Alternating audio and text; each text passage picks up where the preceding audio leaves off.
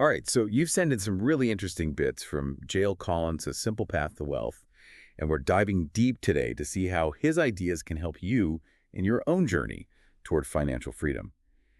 And one thing that really struck me was how this book, it actually started as personal letters, like he was writing to his daughter. Then it kind of blew up as a blog and eventually became this full-fledged guide. Yeah, and that personal touch, I think, is what makes it so approachable. Even for someone who's maybe a little intimidated by finance, it really feels like you're getting advice from a friend who happens to be like super knowledgeable about building wealth. Exactly. And that's what we're going for here, right?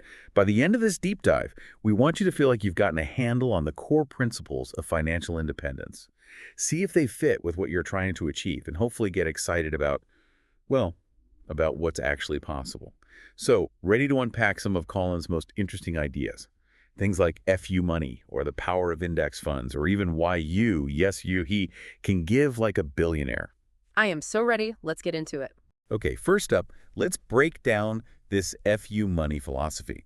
Now, I know the name is a little bit out there, but it really captures what financial freedom is all about, would you say? Absolutely. It's not just about being rich. It's about reaching a level of security where you can make decisions based on what truly matters to you, not feeling like you're trapped in a job you hate or always stressing about bills. And Collins really walks the walk here. He talks about how he used his own FU money to negotiate things like extra vacation time, or even to leave jobs that just weren't fulfilling. And he was even able to support his family while pursuing his own passions.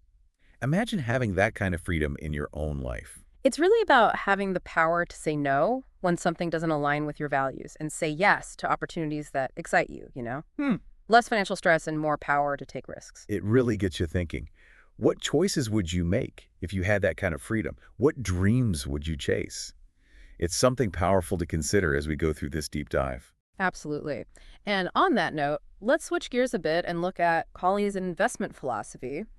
He's a big proponent of, well, a surprisingly simple approach: index funds. Have you ever looked into those before? I have, and it's so interesting, right? Because instead of trying to pick individual stocks, which, let's be honest, even professionals struggle with that, index funds let you invest in the entire market all at once.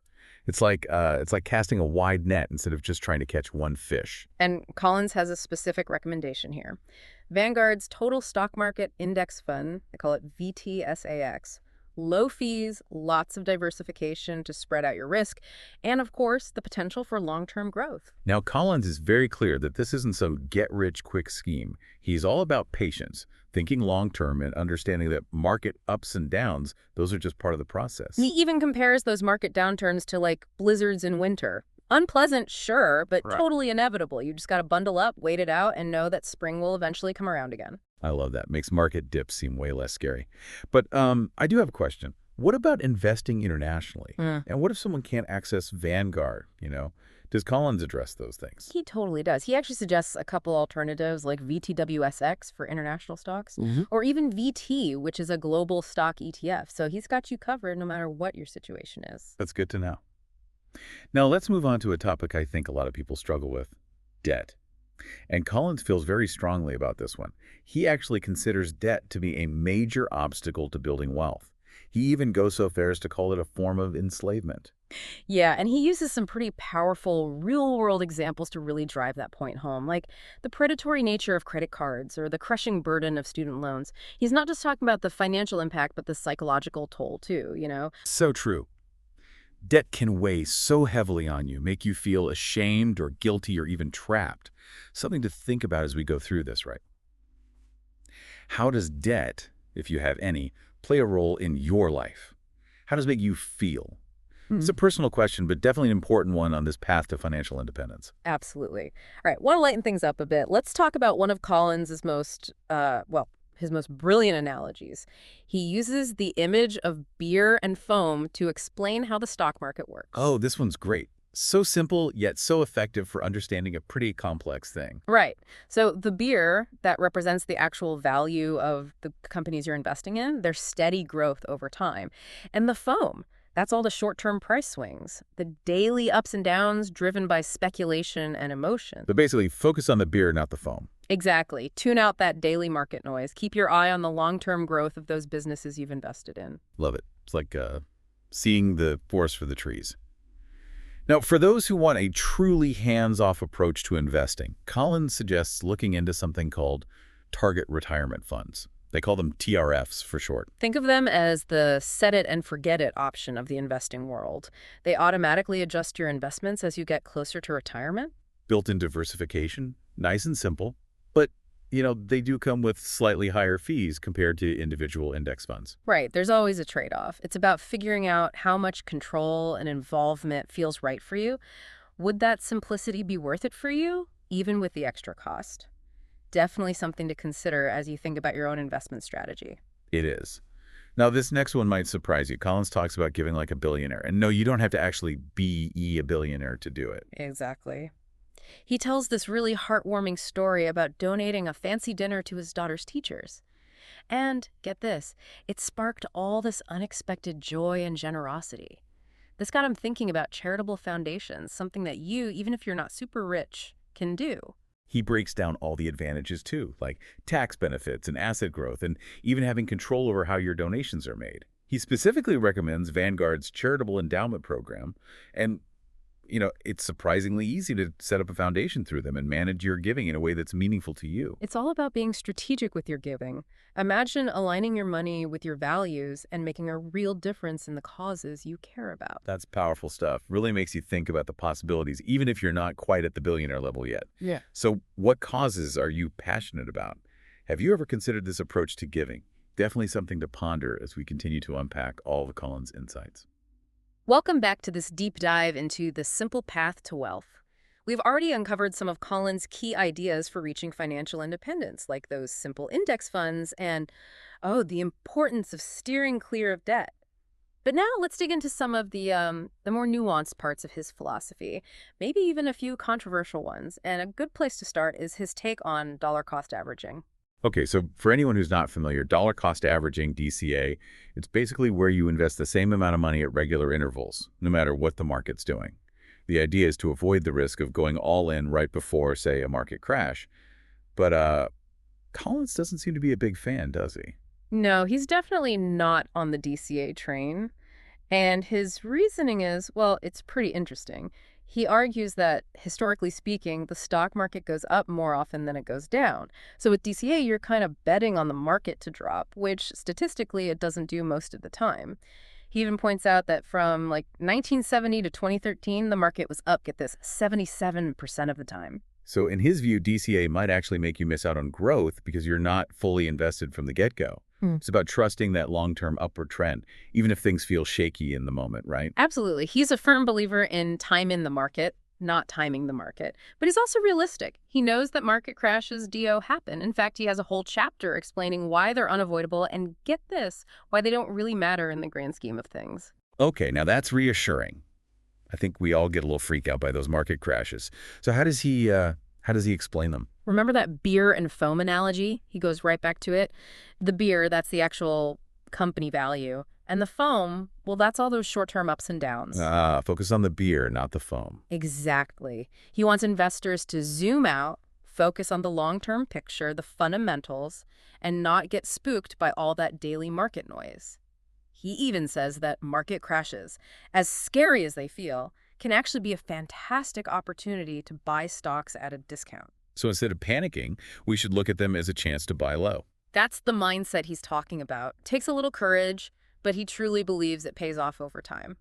And all of this ties into how he sees the psychology of investing, especially when it comes to fear and greed. Well, I think we can all relate to that, especially when it comes to money.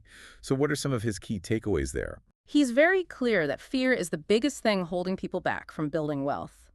It keeps them from investing in the first place. And then it can cause them to sell everything in a panic when the market drops, leading to big losses. So how do we actually get over that fear? He really emphasizes understanding that downturns are just part of the cycle. They've always happened and they'll keep happening. Volatility, it's basically the price you pay for a long-term growth. So just ride the waves and try not to get seasick, right? Exactly. And this leads to his main point. The market always goes up in the long run, even with all the ups and downs, and he's got the data to back it up. From 1974 to 2014, he says, the Dow went from a measly 616 to over 17,800. That's through recessions, crashes, you name it. It's a good reminder to focus on the big picture, not get caught up in those day-to-day changes.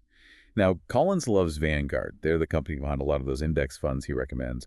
What makes them so special in his eyes? Well, their structure is really unique. They're owned by their clients, meaning the people who invest in their funds actually own the company. So basically, their success depends on their investors' success. That's it.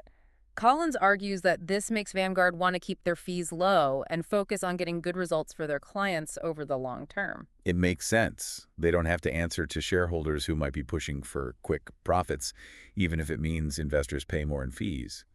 But some people might feel weird about putting so much trust in one company. Does Collins address that at all? Oh, definitely. He compares Vanguard to publicly traded investment companies, the ones where profits for shareholders often mean higher fees for investors. So he sees Vanguard set up as a win-win. He even talks about whether he's getting paid by Vanguard to promote them so much. Like he's on the take. Oh, yeah, he's very firm about that. No compensation from Vanguard whatsoever. Yeah. He recommends them simply because he believes in their approach. Good to know. Now let's get a little more practical, especially for anyone in the U.S. Collins dives into 401k, IRAs, and all those tax-advantaged retirement accounts. I mean, those can get pretty confusing. How does he make it all easier to understand? He uses this analogy of buckets to hold your investments. He breaks down all that stuff about traditional versus Roth accounts, explaining what's good and bad about each one. So with a traditional account, you save on taxes now, but you pay them when you take the money out in retirement, right? But with a Roth, you pay taxes up front, but those withdrawals in a retirement are tax-free. That's the gist of it. It all comes down to your personal situation, figuring out which bucket works best for you. And he's a big fan of maxing out contributions to those tax-advantaged accounts, especially if your employer offers a matching program. Like, say you put $5,000 a year into your 401k, and your employer matches it. Bam! Now you have $10,000 growing over time. That's compound interest working its magic. It's like free money almost. Such a great way to boost your savings and get to that financial independence faster. He even talks about some lesser-known options, like those health savings accounts, HSAs. They can be a really powerful investing tool, especially if you've got a high-deductible health plan. It's about being smart with your savings, understanding the rules and making your money work harder for you. All right, now for something that might ruffle a few feathers. Collins has some strong opinions about financial advisors, and he's not afraid to share them. He basically says the financial services industry can be full of conflicts of interest, where advisors are encouraged to sell things that make them money, not necessarily what's best for their clients. Yikes, that's worrying. What kind of conflicts are we talking about? He goes through all the ways advisors get paid, whether it's commissions or annual fees or hourly rates, and he explains how each of those can lead to biases that might not be in your best interest. So an advisor who gets a commission, they might push you towards products with higher commissions, even if there are cheaper options that would actually work better for you. Right. And he's especially critical of advisors who are all about those actively managed funds, the ones with high fees that often don't even do as well as simple index funds. He's pretty clear. You're better off learning about this stuff yourself and taking charge of your own financial future. But it doesn't just leave you hanging with that advice, does he? He actually gives you a step-by-step plan. Yeah, he walks you through building your own investment portfolio, keeping it simple and effective, using all those principles we've been talking about. Low-cost index funds, those tax-advantaged accounts, and that long-term mindset. It's all about giving you the power to make smart financial decisions for yourself. It's about being your own advocate, Yeah. right? Nobody cares about your money as much as you do. He really believes that with a little effort, you can learn everything you need to make good choices with your money without relying on someone else to manage it for you. It is empowering, isn't it? The idea that we can all take control of our financial destinies. Welcome back to the final part of our deep dive into the simple path to wealth. We've covered some really cool investment strategies, the whole emotional side of money, even how to give like a billionaire without needing billions. Now let's get into some of the more personal, kind of philosophical stuff Collins talks about. He brings up this idea, FU money, a lot. But it's not just about having a ton of cash, is it? No, not really. It's about, well, freedom. Well, The freedom to make choices that you truly believe in, not feeling stuck in a job you hate, and having the financial security to actually chase your passions without constantly stressing over money. And he tells this great story about quitting a high-paying job he just didn't enjoy, even though he didn't have anything else lined up. He had that FU money, so he could just walk away. wow, that takes guts. It's like having the confidence to bet on yourself, knowing that even if things don't go exactly as planned, you've got a safety net. Exactly. And that confidence is empowering, right?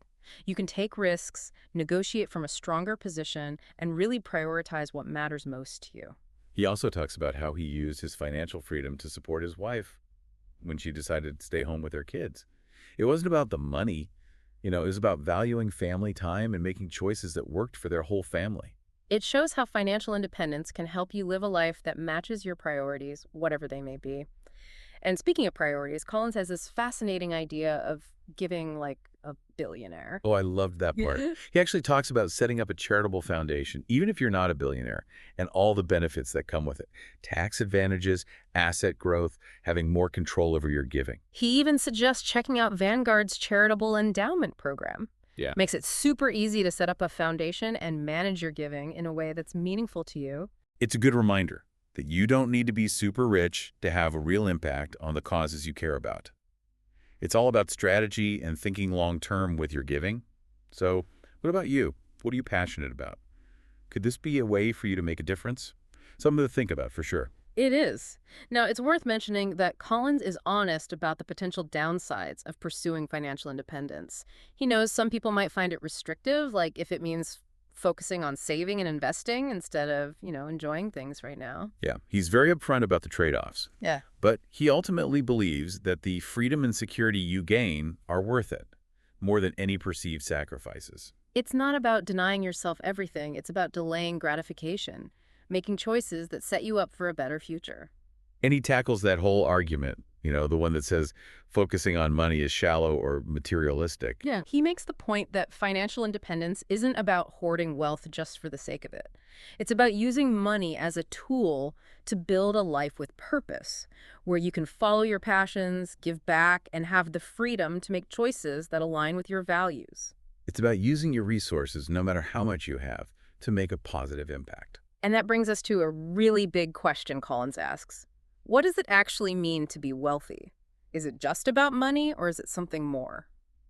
He wants us to figure out our own definition of wealth, Yeah. what truly matters to us, and how can we use our financial resources, whatever they may be, to help us achieve those things. It's about finding fulfillment beyond just financial success. A life with purpose, connections, and a sense of contributing something to the world. Couldn't have said it better myself. So as we wrap up this deep dive into the simple path to wealth, we want to leave you with one final thought. After hearing all of this, what really resonated with you? What's one small step you can take, starting today, to build your own path to wealth and freedom? Remember, it's a journey, not a race. And every step, no matter how small, can bring you closer to a life that's truly rich in every way.